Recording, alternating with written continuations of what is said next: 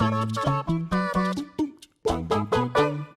everyone, what is up? It is me, Ewan from What Culture, today joined by Zoe Miss Kelly. Still Zoe. And Simon Gallagher. Hello. Because the other week we did a big old list to celebrate Batman's 80th birthday. I don't know how he's still fighting crime at such an old age, but hey, he's still doing it. I'm looking so good. Yeah, exactly. And we thought we'd list off the 80 greatest Batman moments of all time. It's a wonderful list on whatculture.com. You can go check it out right now. But because there are so many entries and it'd be quite difficult to make that into just a normal list in YouTube form, we thought we'd just talk about our favourite Batman moments of all time and kind of why we put them on the list and, you know, kind of take it that way. So we've come up with like 3 each from the list. Yes. There might be a little bit of crossover, but probably not.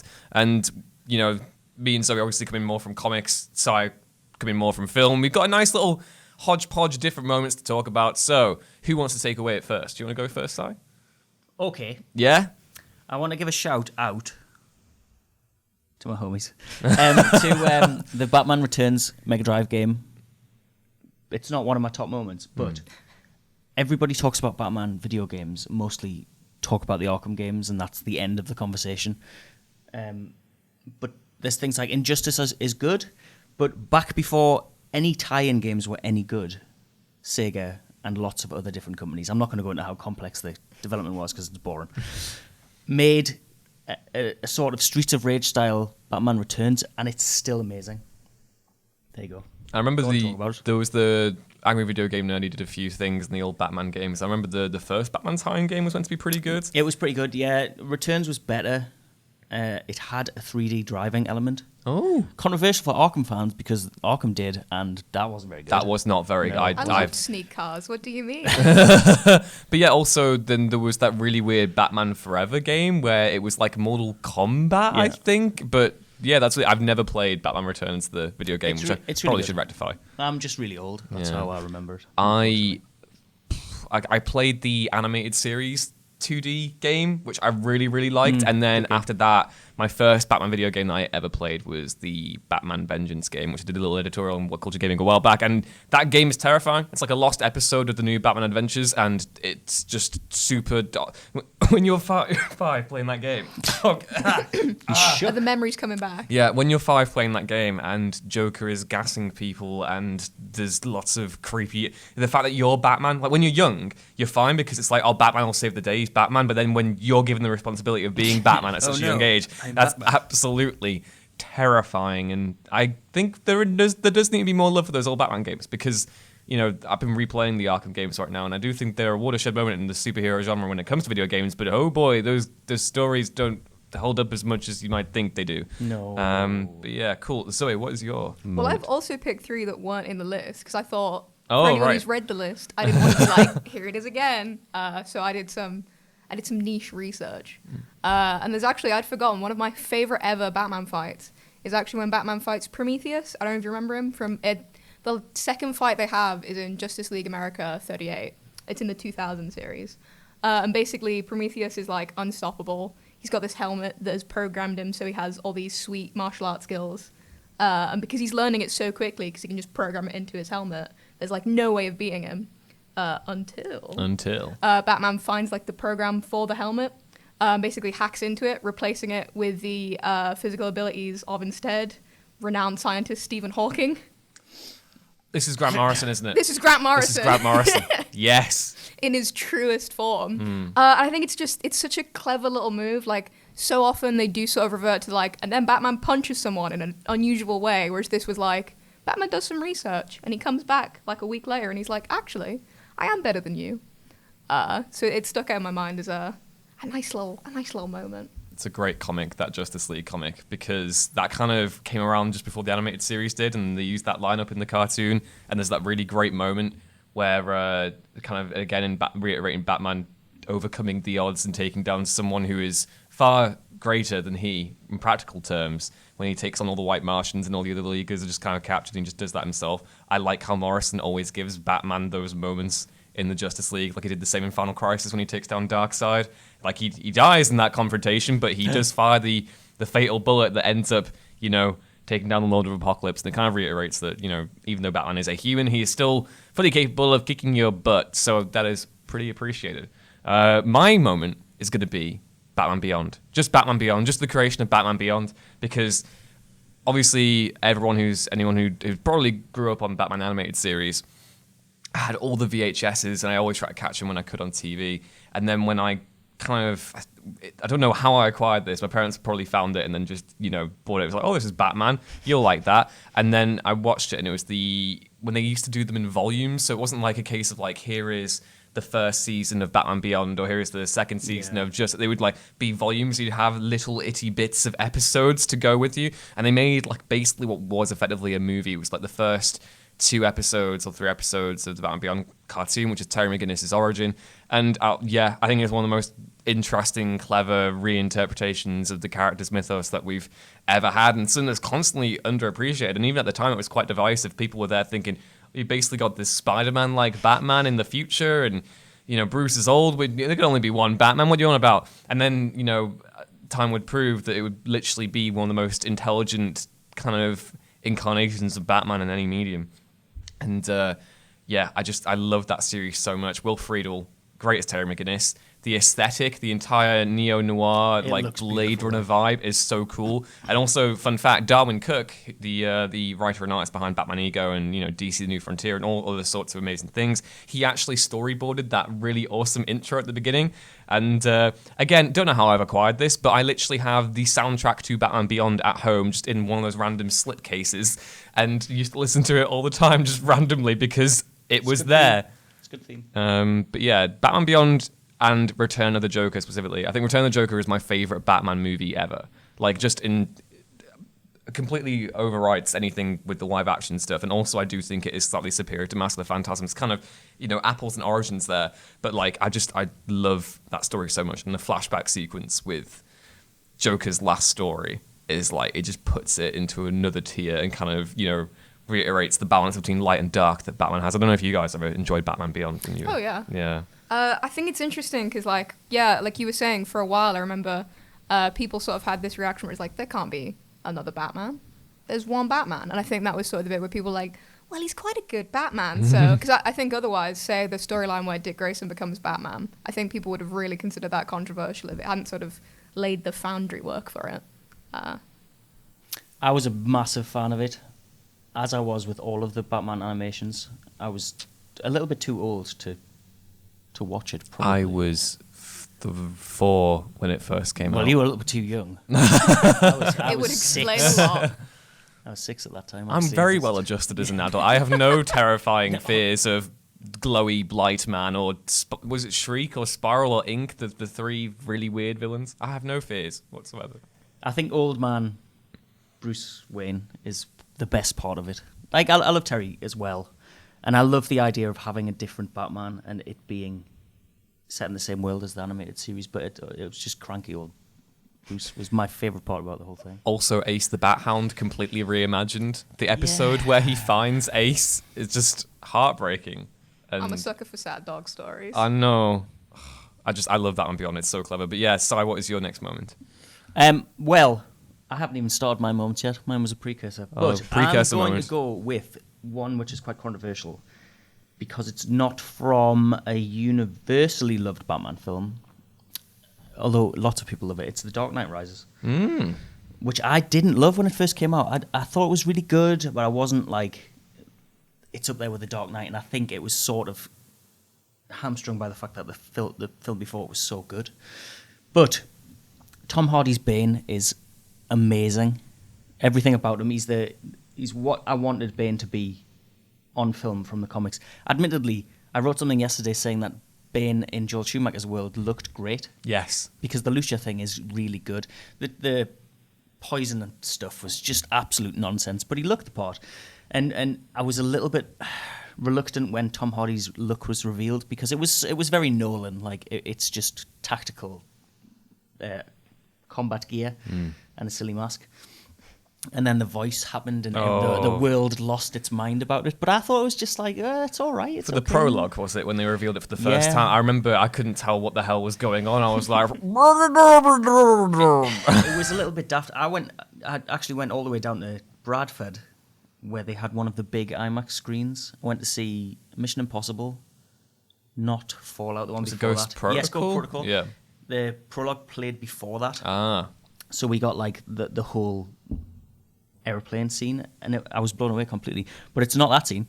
It's where Bane breaks Batman. So I like really dark moments from the Batman comics. I like when he loses, basically, because it adds to his humanity more. I don't want him to be like Wolverine, where he just learns new powers all the time. And actually seeing Tom Hardy's character like push him into the, like in that series, Batman has it is his whole way all the way through those first two Nolan films. He can't do any of the things that have made him as powerful as he is up to that point.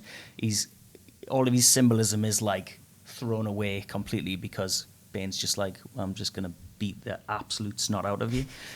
And I just think it's a really great moment that's totally undermined by the fact that the end of Bane's story is nonsense in that film, and by Talia being revealed as the main villain. But as a sequence in itself, with all of the cinematography, the framing, the character work even is just really good, and I think it deserves more love. Did you read Nightfall before Dark Knight Rises? Yeah. Yeah, I did. Quite a while before, I think. And I loved it. Like I'm a really big fan of Bane. I think he's a great character. I wish he would come back in a more substantial way. You might want to start reading the new Batman comic. Is he in the new? No spoilers for anyone. Yeah. Good. But I will. it's been some stuff actually. Actually, that leads perfectly on because one of mine is about Bane. So we could go from Bane. Although I will say, me and my friends used to quote the by the time that you saw the light, I was already a man. Just because you can replace it with anything. Yeah. That's true. And it's still quite good as long as you do a bad enough Bane voice. Despite Tom Hardy's Bane being memed to high heaven, I still think he's a genuinely compelling villain. And the Dark Knight Rises, the Dark Knight Rises one is weird for me. I constantly go back and forth on the Nolan films. It's so peculiar. I can never decide which one I like the most. I think Begins probably consistently is just aesthetically. I'm a big sucker for any Gotham that looks supernatural and otherworldly. Same as me, yeah. So when that kind of they divested from that aesthetic for Dark Knight, I was a bit like, just kind of. The Dark Knight Rises is such an interesting case because Bane in that film, you know, like you said, aesthetically, definitely not like the Bane of the comics, but, you know, in tactically and in terms of how ruthless he is, they get it spot on, yeah, which totally. I think.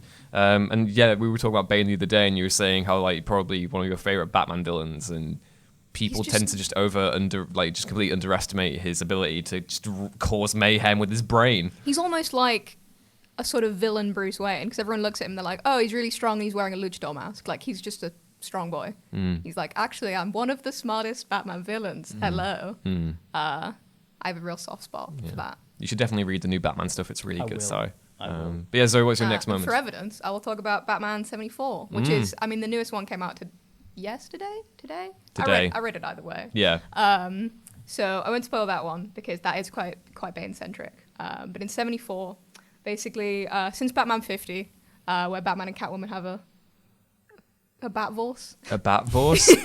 What would you call someone leaving you at the altar? Well, it's not it's a rooftop. Yeah, it's a rooftop.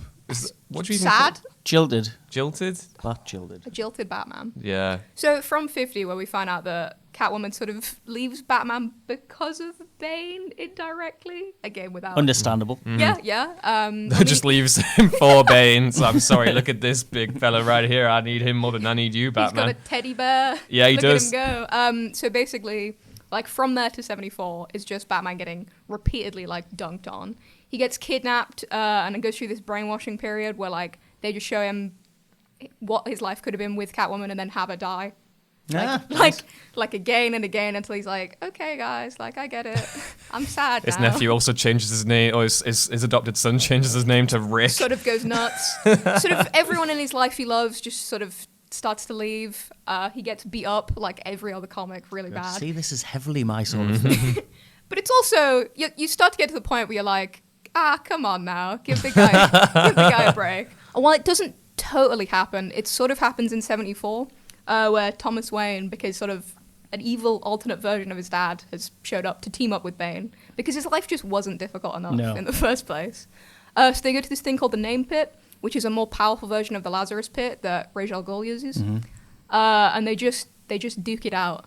they just fight so hard. And Thomas is like, understandably confused, because what he's saying is like, look, your parents died. I'm your parents. Why are we fighting? Bruce says probably one of the most interesting lines they've written in Batman for a while, which is, he says like essentially that the important thing is that his parents died and he lived. And I think one of the most interesting aspects of Batman is the way that he's sort of a metaphor for overcoming grief in a positive way, and sort of using it to fuel yourself in like a way that doesn't just destroy you. And in this, I think it was probably the best example, because he literally looks at the life he could have, because they're there to resurrect Martha, who Bruce has hidden in the desert, because he's like, no, we aren't doing this. I've had my parents come back from No, fame. Dad, we've had this conversation before. Essentially, literally, Thomas opens the coffin and it's full of rocks, turns to Bruce, and Bruce is like, you knew this would happen. And I think it was just, because obviously there's that sort of idea that he could have had his parents back. If he'd had less morals and less sort of a willingness to overcome his suffering, he could have just given in and said, yeah, I'll have my parents back. My dad's kind of evil, but I mean, silver linings. But he looks at, what could have been a good situation after all this stuff has happened, and he says, no, like, I'm better than that. I'm not just going to give in to the thing that sort of defined me, because I'm still using it for good reasons. That sounds amazing. I really need. I'm absolutely like. I'm trade waiting for Tom King stuff. I read it all the way up to the wedding, and then I was just kind of like, maybe I need to take a pause and just wait until it all comes out in one big go. But that sounds so fascinating, especially because even though we had it down on the list that Thomas Wayne's introduction in Flashpoint, that twist where you go to this different reality and then it's actually, you think it's Bruce who's this evil brooding Batman, but it's actually Thomas. That in itself is an amazing twist, and I've kind of been really surprised by how they've used that character in the years following, because we had the Button, which was the tease for Doomsday Clock in DC Rebirth, and then like you said, he's kind of come into this thing now, and at first your initial reaction is, oh, I thought he was closed off forever, but now he's back, and you're doing loads of really interesting conversations about Batman. What would Batman do if he had the opportunity to get his relatives back? And kind of again, like you say, it completely distinguishes himself from different superheroes, because I feel as though a lot of superheroes, even though people kind of think of Marvel's characters being more flawed and DC's heroes being something we all aspire to be, they are still humans at the end of the day, and they all still make a great many screw-ups. So, Batman being the best of us all in those instances, despite the fact that he is an idiot in a great many ways, that's really inspiring.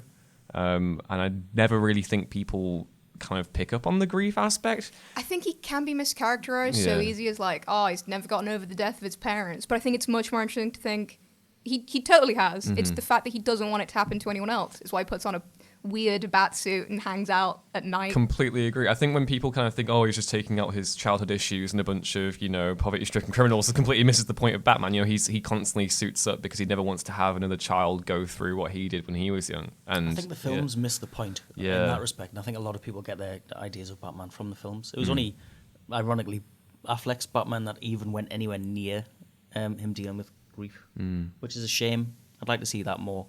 Probably will with Matt Reeves doing it. Here's hoping so, because I'm actually going to talk about a comic that is tying into Reeves' film potentially, because he posted a tweet a few years back saying what comics he's been reading in anticipation of kind a of... few years back. Yeah, I know. I know, it's ridiculous. It was 2016 it was announced? Yeah. Whatever. It's ridiculous. Anyway, he kind of talked about all these different books that he was looking at when crafting this new vision of Batman. And to me, one of the great many cliches of Batman is that people tend to think that Batman is the real person and that Bruce Wayne is just a complete apparition. Bruce Wayne serves no purpose, and he is just a completely expendable object. When his parents were killed when he was 8 years old, he ceased to exist, and that's when Batman took over. I think that's all a load of rubbish, and no book kind of reiterates that more than Darwin Cook's Batman Ego. And I've thought about this comic so many times. I'm sure people are absolutely bored to death of me mentioning it literally every other video. But Ego is just the most amazing look at the dichotomy between Batman and Bruce, and basically taking a step back and looking at how both aspects have informed the character over the years, and then reaching this amazing triumphant conclusion of, well, yes, Batman is dark, but Bruce Wayne is the light to balance it, and both have to make peace with each other in order to exist as one. And Ego does this in such a stunning atmospheric way, because basically at the start of the comic, Bruce Wayne is tracking down this thug who's going on the run. He's basically caused loads of traffic accidents on his way out of the city. He's leaving because he's been implicated with a crime by the Joker, and he'd previously informed to Batman about what the Joker was getting up to. So Batman chases him up to the top of this bridge, and he's about to throw himself off. And basically, Batman tries to save him, and then the villain basically is there saying, "I killed my wife and kids because I was terrified of what the Joker found out. I was terrified what Joker was going to do." And then he pulls out a gun and shoots himself right in front of Batman. And obviously, in a way, Batman is culpable for this death because he'd gotten this guy to basically rat out on the most insane, unpredictable, most brutal, violent man in all of Gotham City. And that forces him to just basically reappraise his entire being. What am I doing? Do I have to reevaluate my methods? Have I succumbed too far to the darkness? And it kind of resolves from that point on to say, well, maybe I shouldn't be Batman if I'm causing more harm than good.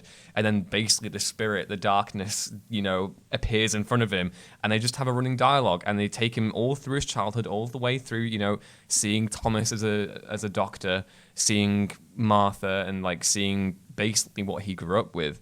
And then coming to that end sequence where he basically just has that debate with himself.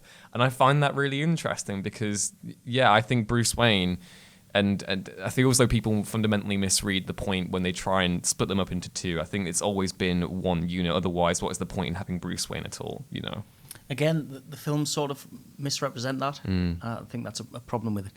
Michael Keaton did a really good job of splitting the characters but having it seem like Bruce Wayne was the performance. But there was two. The thing that people don't really talk about with that performance is there's two Bruce Waynes and one Batman. Yeah. Just as there is with Christian Bale's. There's public-facing Bruce Wayne, then there's the real Bruce Wayne, then there's Batman, and they're all different stages of performances, basically. But that sounds really good. It's sort of one of those things because with a lot of more stoic, more badass heroes, it's sort of, you don't have them genuinely with emotions that often. Whereas I would say the entire idea of Batman is although he's the most closed off person in the world, that's because he has a lot of feelings. And it's sort of because you can't go and fight crime while you're crying. So it's sort of that, I guess, that dichotomy between outside he's the most stone cold guy in the world, but he's also the one who had a bowl of popcorn with Jason Todd before he died. Yeah, I always prefer my Batman to have. I like him being a father and trying. Like a person. Yeah, like a person. I enjoy Batman being a person basically, and I always feel as though you take away something from the character when you try and say that Bruce Wayne just isn't a thing. But whatever, I've ranted long enough. So what was your next moment? Because around these parts we love Batman Returns. I've already mentioned them. It's Ewan's favourite Batman film. Mine as well, actually. I want to talk about Catwoman. So it's Catwoman's transformation, basically. Selina Kyle's transformation into Catwoman. I really, really love Tim Burton, or I did up until he started making really bad films, which was a shame. Yes. He's a little bit back now, but he's just not the same as he was back then. And in Batman Returns, he made the purest expression of his just absolute, unhingedness. His imagination was just ran wild. And the villains in that Batman film are, I think, my favourite too, even more than the Joker, I would say, because the Penguin is the best designed villain in any of those films. Down to, you have this idea of a guy who is grotesque and awful, but has an idea of what he thinks looking elegant and opulent is, and you get them two clashing at the same time, and it's just this monstrous creation, and it's just wonderful. And it's very Burton as well. But then you get Dominatrix, Catwoman, who's made who is my favourite costume, not because of the Dominatrix element, but because I just think it's so perfect. The idea of her sort of cobbling it together and this second skin where she's already got one from coming back to life. And that whole sequence of her being killed and then coming back to life it's touching and tragic, but it's quite funny in a really dark way, and it's really, really pure expression of Tim Burton, and I just love it. I could watch that bit over and over again, which seems quite perverse. She's very cartoony in the first start of that film, which I think, I don't know if it's the entire film really, but I love that. I think you're right. There is an element of kind of black comedy to the way she constantly is getting dunked on, and then eventually it comes to a head in this feline explosion. And I don't know, I love that scene so much. One scene that I always see people kind of reference is like, one perfect shot or whatever. You have that brilliant bit where her neon signage changes to "This is hell." Yeah. I think that's amazing. And Returns is a wonderful film. I love that opening moment where you see the bat signal coming to Wayne Manor as well. And Michael Keaton is just there brooding, and he looks up and he stands up. Oh, it's wonderful. That, in terms of Batman film imagery, that one's like up there. That and him standing on a gargoyle. I had a full arc with that film because I remember watching Batman and Robin when I was very young. My dad then went to the local VHS rental store and picked up Batman Returns, thinking, "Oh, Ewan likes Batman. This will be good." This will haunt his dreams. I was about 4 at the time, and I got to the bit where Catwoman, in a very good scene, might I add, she like literally, scars that dude who's attacking that woman. It absolutely terrified me. The nails and stuff. I had nightmares about. I just ended up bursting into tears, and my dad had to switch off the TV, and I didn't watch another Batman film for another. Well, live action one another 4 years until I got a chance to watch Batman Forever. But yeah, so what's your next moment? How much is this podcast therapy for you? Right? I think Batman has been around for a long time in my life. When I was very young, and I could talk endlessly about how terrifying the Batman animated series title cards were. But yeah, I'll take you from terrifying to a very sweet moment. Because as you can tell, the best Batman is in fact a very soft Batman. One of the first Batman comics I've read was The Long Halloween, and it is suitably terrifying. It's my favorite for a lot of it. Yeah, there's a lot of usual comic shenanigans. But I always remember it always stuck in my mind. There's like 3 panels where it shows Batman like at the end of all this ridiculousness, like he's gotten 3 shades beaten out of him. He goes down into the sewers where Solomon Grundy is, and he leaves a little Thanksgiving dinner. Oh, yeah. And it's the first time I cried at a comic. Yeah. Let's get some therapy in this room. Oh, Grundy. Just for that moment of seeing like after all this brutality, he's like, "Oh, better not forget, got to take this little dinner down for my boy."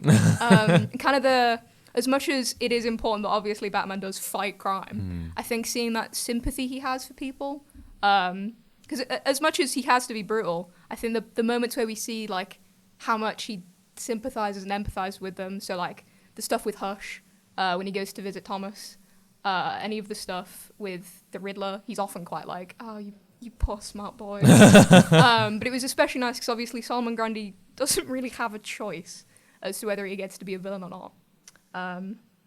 Yeah, I love that moment. I completely forgotten about that. Long Halloween is a stunning read. And yeah, Batman rehabilitating his enemies is such an interesting... I think, we kind of, again, it's been easy to dunk on the whole Arkham Asylum vilifying the mentally ill for a long time. But, Batman, even though he does meet violence with violence, he is often very invested in, rehabilitating these people, because none more so than Spider-Man, I think. You look at Batman's Rogues Gallery and consider most to be very sympathetic, and you can see how, well, yes, in many ways, a lot of them are just one bad day away from taking this tumble down. And Grundy, oh, bless him. That entire... I completely forgot about that. Yeah. I just remember looking at it, my brain not really thinking about it. I turned the page, I turned it back, and just like, little child tears. I was like, oh my God.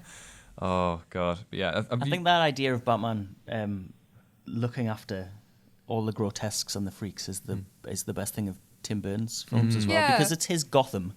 All of these people are fundamentally broken, but they're no more freakish than he is, and they are the people that he is protecting from the worst versions of them.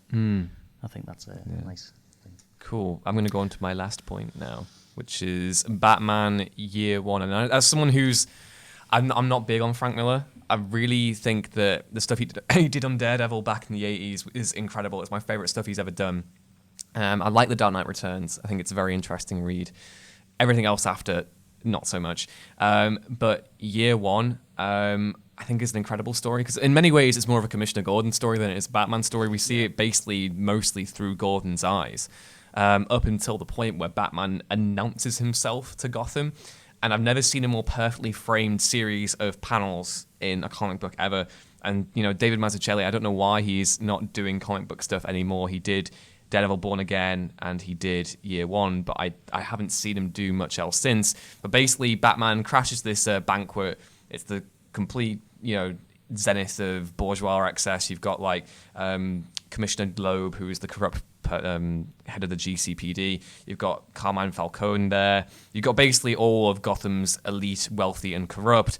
And Batman just cuts the power, throws an explosive bomb at the wall, walks in, shrouded in smoke, and he gives this amazing monologue about how they've eaten well, but you've eaten Gotham's wealth, its spirit, but then just from that, he just goes, from this day on, none of you is safe. And he has the only light in the room at that point is just one little candle, and then he takes the what do you call those little banquet, little serving, revealing things where you put it on Cloche. A cloche. He takes the cloche and just puts... An awful word. It is, cloche. And he takes the cloche and he puts it over the candle, and then just darkness.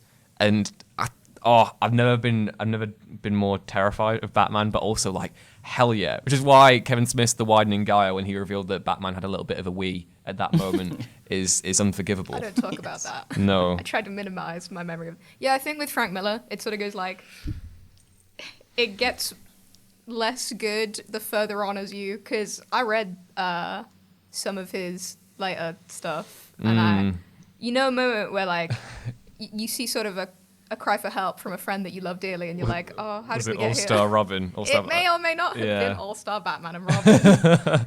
I feel the same way about Tim Burton. Maybe they should get together and have a few drinks. No. I think if Tim Burton gets back with Danny DeVito for films, it's all going to be okay. But yeah, no, that is probably the single most intimidating you ever see Batman, because obviously you see him generally spooking people out, but there's never been such a like impactful moment as him essentially showing up at a collection of villains and being like, hey, it's time. You guys need to start being afraid of things. It's me. I'm the thing. And then he just disappears. It's just great. I love that moment so much. I'm here, I'm fear. Get over it. Yes, exactly. Can we get that on a shirt? We should, yeah. Cool. But yeah, those we've all done 3 now, haven't we? I haven't, but my last one is just the first time he says, I'm Batman. It's like the most BDE moment of any superhero movie ever. Maybe. I mean, Iron Man then tried to steal it, but it it just didn't work as well. No. It's just perfect. It's really good. I just wanted to go back to Year One slightly. So imagine a world where we got Darren Aronofsky's version of Year One on film, and it would have, how much that would have ruined it. Yes. It's basically the most bonkers Batman film that didn't get made. The concept for the suits looked interesting. Some of it had some pretty good ideas, but it was the idea of him being brought up by mechanics and being a training mechanic, and then also being sort of Oliver Twist at the same time.